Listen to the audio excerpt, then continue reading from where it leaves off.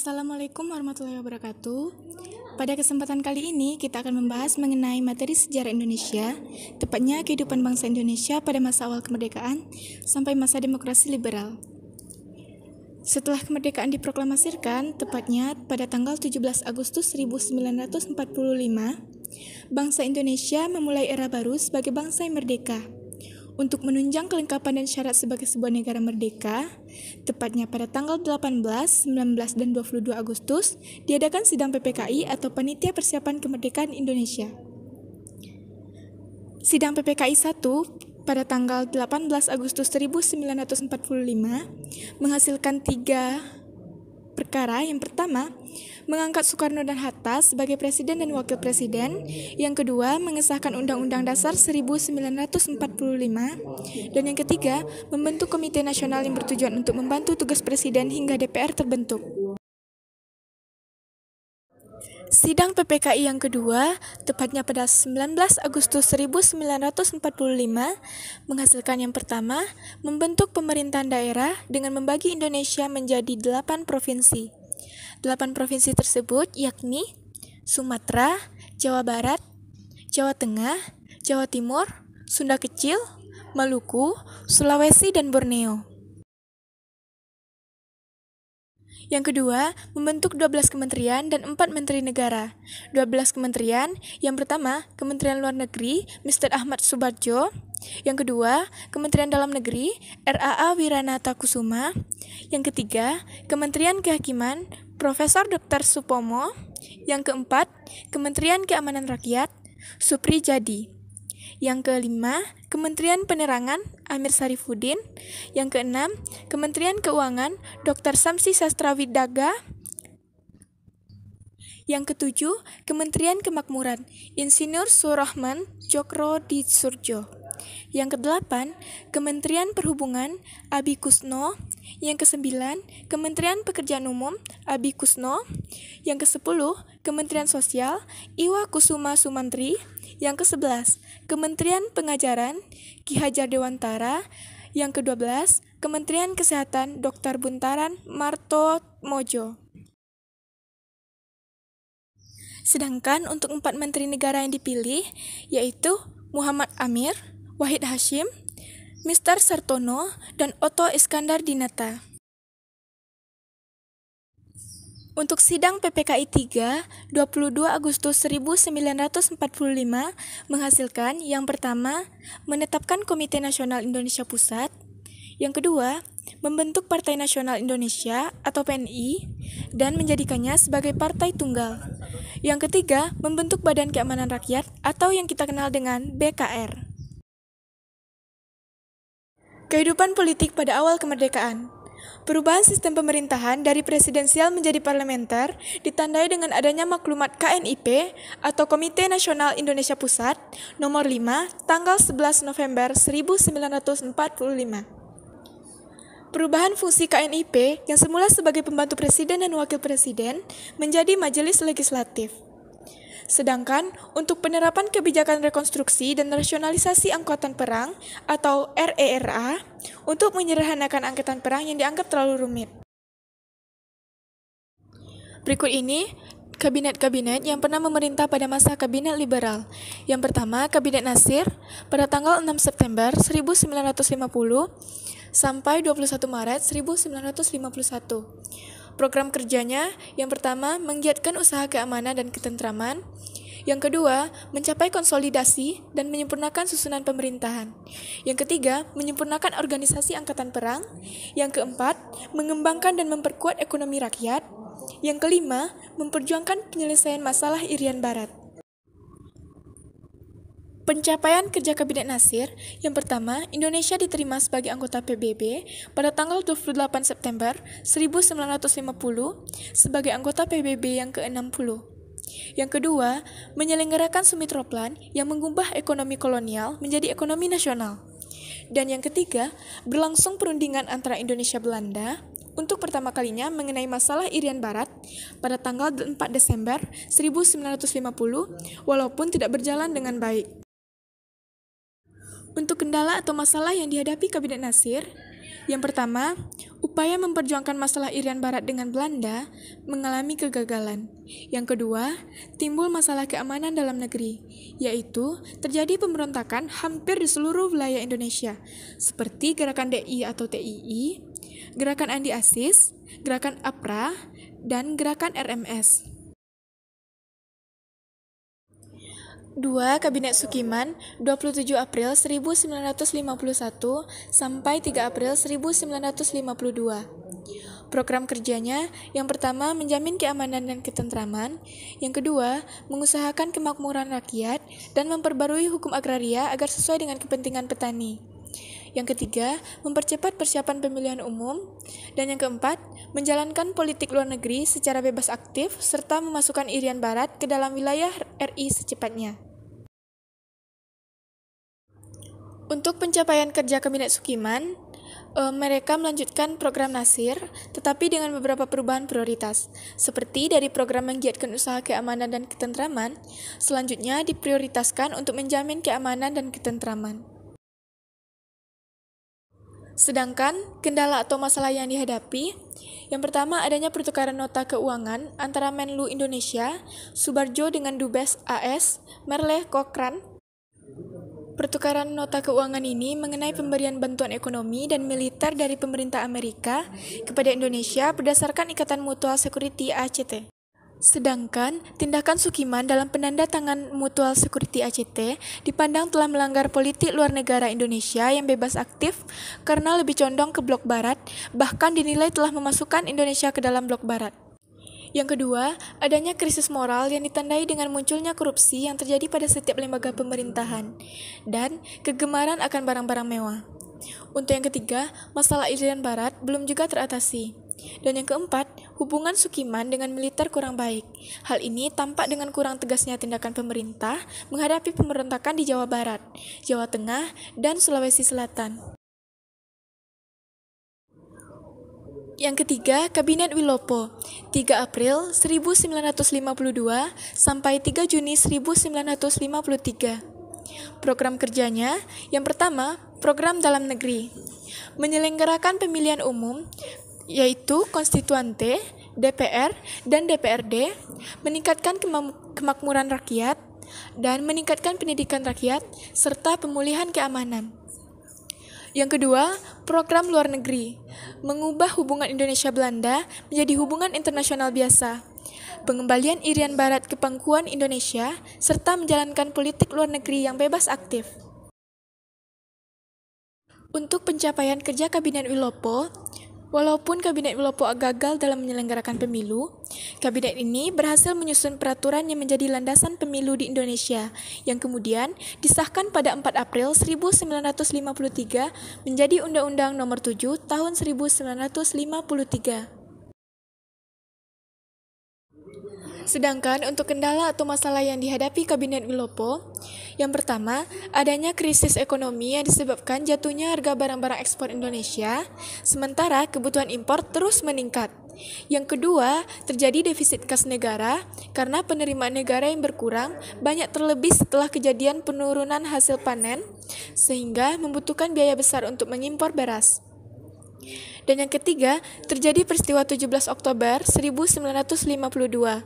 Ini dilatar belakangi oleh konflik inter Angkatan Darat, yaitu AD antara Kepala Staf Angkatan Darat atau KSAD, AH Nasution dengan Kolonel Bambang Supeno yang berujung pada campur tangan DPRS ke tubuh AD. Peristiwa 17 Oktober 1952 ini adalah gerakan yang dilakukan oleh KSAD AH Nasution beserta pendukung.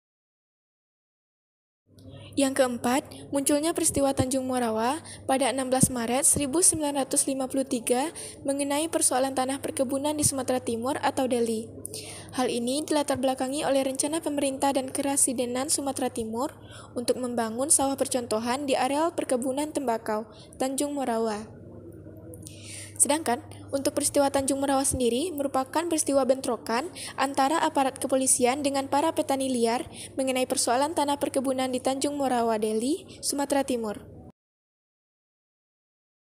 Yang keempat, Kabinet Ali Sastro Midjoyo 31 Juli 1953 sampai 12 Agustus 1955. Program kerjanya, yang pertama, meningkatkan keamanan dan kemakmuran serta segera menyelenggarakan pemilu. Untuk yang kedua, pembebasan Irian Barat secepatnya. Yang ketiga, pelaksanaan politik bebas aktif dan peninjauan kembali persetujuan KMB. Dan yang keempat, penyelesaian pertikaian politik. Untuk pencapaian kerja Kabinet Ali, yang pertama, persiapan pemilihan umum untuk memilih anggota parlemen yang akan diselenggarakan pada 29 September 1955. Untuk yang kedua, menyelenggarakan Konferensi Asia Afrika pada tahun 1955. Untuk kendala atau masalah yang dihadapi Kabinet Ali, yang pertama, menghadapi masalah keamanan di daerah yang belum juga dapat terselesaikan, seperti DI atau TII di Jawa Barat, Sulawesi Selatan, dan Aceh. Yang kedua, terjadi peristiwa 27 Juni 1955 yang menunjukkan konflik antara Angkatan Darat dengan pemerintah sipil yang masih berlanjut. Masalah dari 27 Juni merupakan kelanjutan dari peristiwa 17 Oktober 1952. Yang kelima, Kabinet Burhanuddin Harahap 12 Agustus 1955 sampai 3 Maret 1956. Program kerjanya, yang pertama, mengembalikan kepercayaan Angkatan Darat dan masyarakat kepada pemerintah.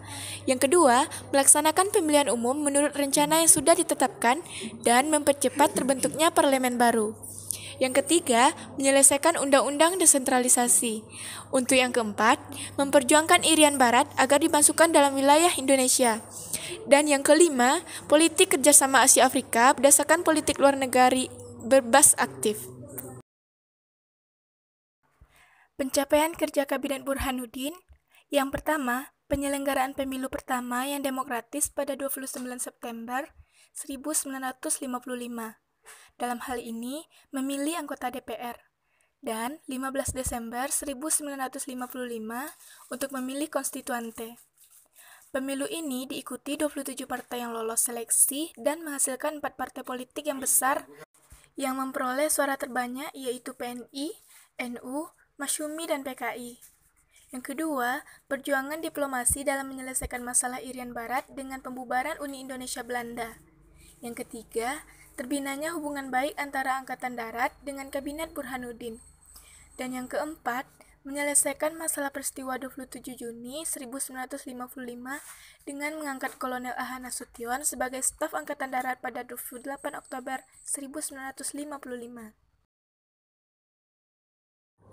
Kendala atau masalah yang dihadapi Kabinet Burhanuddin, yang pertama, adanya ketidakpercayaan masyarakat terhadap kabinet ini karena yang menunjuk formatur kabinet adalah Wakil Presiden Muhammad Hatta. Yang kedua, banyaknya mutasi dalam lingkungan pemerintahan dianggap menimbulkan ketidaktenangan di kalangan pejabat negara. Yang keenam, Kabinet Ali Sostromijoyo II, 20 Maret 1956 sampai 4 Maret 1957.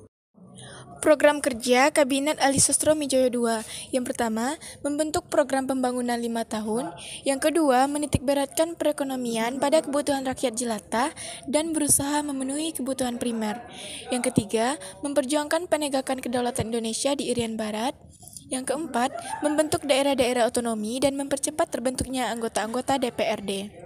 Yang kelima, menyehatkan penimbangan keuangan negara. Yang keenam, mengusahakan pembatalan KMB. Yang ketujuh, menjalankan politik luar negeri bebas aktif. Dan yang terakhir, melaksanakan keputusan KAA. Untuk pencapaian kerja Kabinet Ali Sostromijoyo II, yaitu pembatalan seluruh perjanjian KMB. Sedangkan untuk kendala atau masalah yang dihadapi Kabinet Ali Sostromijoyo II, yang pertama, muncul kekacauan di daerah yang mengarah pada gerakan separatisme yang ditandai dengan pembentukan dewan militer seperti Dewan Benteng di Sumatera Tengah, Dewan Gajah di Sumatera Utara, Dewan Garuda di Sumatera Selatan, dan Dewan Manguni di Sulawesi Utara. Yang kedua, memuncaknya krisis di berbagai daerah karena pemerintah pusat dianggap mengabaikan pembangunan di daerahnya. Yang ketiga, pembatalan KMB oleh Presiden menimbulkan masalah baru, khususnya mengenai nasib modal pengusaha Belanda di Indonesia. Banyak pengusaha Belanda yang menjual perusahaannya pada orang Cina, karena memang merekalah yang kuat ekonominya.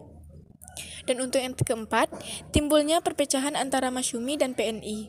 Masyumi menghendaki agar Ali Sastromijoyo menyerahkan mandatnya sesuai tuntutan daerah, sedangkan PNI berpendapat mengembalikan mandat berarti meninggalkan asas demokrasi dan parlementer. Yang ketujuh, Kabinet Juanda 9 April 1957 sampai 5 Juli 1959. Program kerjanya yang pertama, membentuk Dewan Nasional, yang kedua, normalisasi keadaan Republik Indonesia, yang ketiga, melancarkan pelaksanaan pembatalan KMB, yang keempat, memperjuangkan pengembalian Irian Jaya, dan yang kelima, mempercepat proses pembangunan. Dan untuk pencapaian kerja Kabinet Juanda, yang pertama, mengatur kembali batas perairan nasional Indonesia melalui Deklarasi Juanda yang mengubah batas laut Indonesia dari 3 mil menjadi 12 mil. Deklarasi Juanda merupakan pernyataan Indonesia bahwa laut di sekitar wilayah Indonesia merupakan satu kesatuan dengan wilayah NKRI, bukan sebagai pemisah antar wilayah NKRI. Deklarasi Juanda baru dapat diterima dalam Konvensi Hukum Laut PBB yang ketiga di Montego Bay, Jamaika pada tahun 1982. Yang kedua, terbentuknya Dewan Nasional sebagai badan yang bertujuan menampung dan menyalurkan pertumbuhan kekuatan yang ada dalam masyarakat dengan presiden sebagai ketuanya sebagai titik tolak untuk menegakkan sistem demokrasi terpimpin. 3. Diadakan Musyawarah Nasional Pembangunan untuk mengatasi masalah krisis dalam negeri, tetapi tidak berhasil dengan baik. Untuk kendala atau masalah yang dihadapi Kabinet Juanda, yang pertama, kegagalan menghadapi pergolakan di daerah sebab pergolakan di daerah semakin meningkat. Hal ini menyebabkan hubungan pusat dan daerah menjadi terhambat. Munculnya pemberontakan seperti PRRI atau Permesta. Yang kedua, keadaan ekonomi dan keuangannya semakin buruk sehingga program pemerintah sulit dilaksanakan. Krisis demokrasi liberal mencapai puncaknya. Dan yang ketiga, terjadi peristiwa Cikini, yaitu peristiwa percobaan pembunuhan terhadap Presiden Soekarno di depan perguruan Cikini pada 30 November 1957. Sistem multipartai. Sistem ini didasari adanya maklumat Wakil Presiden 3 November 1945. Dalam maklumat tersebut, Muhammad Hatta memberikan kebebasan pembentukan partai politik. Menurut Muhammad Hatta, sistem multipartai bertujuan untuk memudahkan kekuatan perjuangan dan memudahkan dalam meminta pertanggungjawaban kepada barisan perjuangan. Pada perkembangannya, partai politik pada masa demokrasi liberal saling bersaing, mencari kesalahan dan saling menjatuhkan. Pemilu pada 15 Desember 1955 untuk memilih anggota konstituante dengan hasil sebagai berikut. Yang pertama, Partai Nasional Indonesia 119 kursi, Masyumi 112 kursi, Nahdlatul Ulama 91 kursi, Partai Komunis Indonesia 60 kursi. Pemilu 1955, pemilu pada 29 September 1955 untuk memilih anggota parlemen atau DPR dengan hasil sebagai berikut. Partai Nasional Indonesia 57 kursi, Masyumi 57 kursi, Nahdlatul Ulama 45 kursi, Partai Komunis Indonesia 39 kursi. Konstituante hasil pemilu 1955 gagal menyusun Undang-Undang Dasar disebabkan perdebatan berlarut-larut dalam konstituante, yang kedua adanya perselisihan antara partai, dan yang ketiga adanya desakan untuk kembali kepada Undang-Undang Dasar 1945. Langkah lanjutannya, yang pertama, Presiden Soekarno mengusulkan agar UUD 1945 diberlakukan kembali sebagai konstitusi negara. Yang kedua, Presiden Soekarno membubarkan konstituante melalui Dekret Presiden 5 Juli 1959.